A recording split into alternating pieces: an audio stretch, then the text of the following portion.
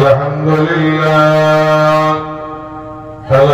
لله نحمده ونستعينه ونستغفره ونؤمن به ونتوكل عليه ونعوذ بالله من شرور أنفسنا ومن سيئات أعمالنا من يهد الله فلا مضل له ومن يضلله فلا هادي له ونشهد أن لا إله إلا الله وحده لا شريك له ونشهد أن سيدنا وحبيبنا ومولانا محمدا عبده ورسوله الذي أرسله بالحق بشيرا ونذيرا وداعيا إلى الله بإذنه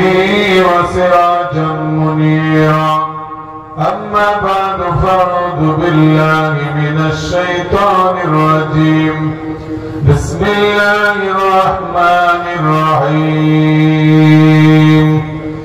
يا أيها الذين آمنوا اتقوا الله وكونوا مع الصادقين وقال الله تعالى في موضع آخر والذين أوتوا العلم درجات قال النبي صلى الله عليه وسلم طلب العلم فريضة على كل مسلم وفي رواية ومسلمات صدق الله العظيم وصدق رسوله النبي الكريم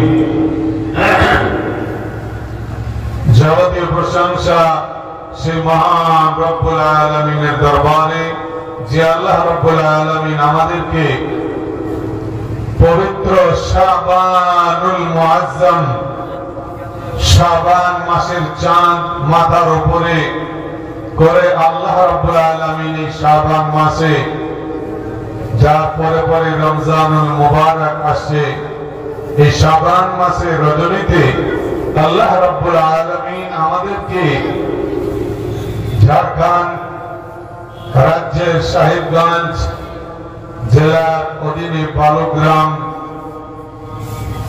এলাকায় এই মাদ্রাসা ইসলামিয়া দারুল কোরআনের তালিমুল কোরআনের উন্নতি কল্পে মাতি জলসায় বিভিন্ন দিক থেকে আগত ওলামায়ে হযরতদের বক্তব্য বলার এবং শোনার জন্য বসার তৌফিক দান করেছেন তার জন্য শুকরিয়া আদায় করে বলি আলহামদুলিল্লাহ। আরেকটু জোরে বলি আলহামদুলিল্লাহ। তারপরে পরে আমিনার লাল মরুর দুলাল সরওয়ারে কায়নাত ফখরে মওজুদাত সাইয়্যিদুল মুরসালিন খাতিমুন নবীনের প্রতি শত কোটি দরুদ সালাম বর্ষিত হোক। সকলে বলি আল্লাহুম্মা আমিন। শ্রদ্ধেয় সম্মানিত এই সভার নির্বাচিত যোগ্যতম সভাপতি সাহেব এবং জলসার বিজ্ঞাপিত অবিজ্ঞাপিত ওলামায়ে হযরত তার সঙ্গে আমার সম্মুখীন উপস্থিত বসা মুসল্লি ভাই বাচ্চারা এবং কচিকাচা তালাবায়ে আজিজ তার সঙ্গে আমার পর্দার আড়ালে বসা মা বোনেরা সকলকে শ্রেণীমত শ্রদ্ধা ভালোবাসা আন্তরিকতা ও শুভেচ্ছা জানাই। পরে জানাই আল্লাহ রাব্বুল আলামিন আমাদেরকে বেশি বেশি করে আমল করার তৌফিক দান করুক বলি আল্লাহুম্মা আমিন। শ্রদ্ধেয় বাচ্চারা ভাইরা আমার, গভীর রাত হয়ে গেছে, দু চারটি কথা বলে আপনাদের কাছ থেকে আমি বিদায় নেব।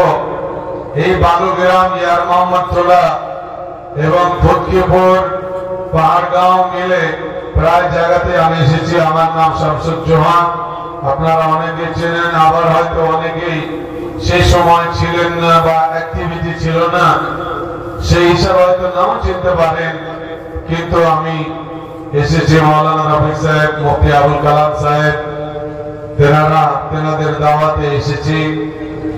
তো সম্মানীয় সুধী, আজকে আমরা বিভিন্ন আলোচনা শুনলাম, বিশেষ করে আমরা যে আলোচনা শুনলাম এবং আমরা যে একটা অ্যাক্টিভিটি দেখতে পেলাম এখানে স্টেজে, বিররুল ওয়ালিদাইন, পিতামাতার সঙ্গে সৎ ব্যবহার, আল্লাহর হকের পরে পরেই এটা হলো হক আদায় করা। ওয়াকাযা রাব্বুকা আল্লা তা'বুদু ইল্লা ইয়্যাহু ওয়া বিল ওয়ালিদাইনি ইহসানা। আল্লাহ রাব্বুল আলামিন তিনি ফরজ করে দিয়েছেন, ফয়সালা করে দিয়েছেন, সিদ্ধান্ত করে দিয়েছেন আল্লাহর ইবাদত করতে হবে, তারপরে পরে পিতামাতার আনুগত্য স্বীকার করতে হবে, তাদের কথা মানতে হবে এবং তাদের সেবা, তাদের খিদমত করতে হবে। সম্মানীয় সুধী, যত কাজ আছে সমস্ত কাজের মধ্যে কি থাকতে হবে? সৎ নিয়ত থাকতে হবে। এই যে শাবানের পরে রমজান মাস আসে, এই ফাজাইলে রমজানের যত হাদিস, ফাজাইলে কোরআনের যত হাদিস, ফাজাইলে আমলের যত হাদিস আছে, সেই সমস্ত হাদিসে আল্লাহ রাসূল সাল্লাল্লাহু আলাইহি সাল্লাম তিনি বলেছেন, দুটো শব্দ অ্যাটাচ করেছেন, মান কামা আও সামা ঈমানান ওয়া ইহতিসাবান। যারা রোজা রাখবে অথবা যারা রাত্রি জাগরণ করবে, রাত্রিবেলায় সালাতুল লাইল, তাহাজ্জুদের নামাজ আদায় করবে, ঈমানান ওয়া ইহতিসাবান, দুটো শর্ত। ঈমান থাকতে হবে, আল্লাহর প্রতি প্রকৃত বিশ্বাস থাকতে হবে, 2 নম্বর নেকির আশা থাকতে হবে। এই দুটো জিনিস থাকলে আল্লাহ রাসূল সাল্লাল্লাহু আলাইহি সাল্লাম তিনি সার্টিফাই করছেন, তিনি সেটাকে প্রত্যায়িত করছেন, গুফিরা লাহু মা তাকাদ্দামা মিন যামবিহি। তার জীবনের জন্মানোর পর থেকে নিয়ে আর অদ্যাবধি যত পাপ করেছে আল্লাহ তার সমস্ত পাপকে ক্ষমা করে দিবেন। জোরে বলুন সুবহানাল্লাহ। কিন্তু দুটো শর্ত, ঈমান এবং নেকির আশা, এই দুটো শর্তের সঙ্গে যদি কাজ হয় তবে কাজ কবুল হবে।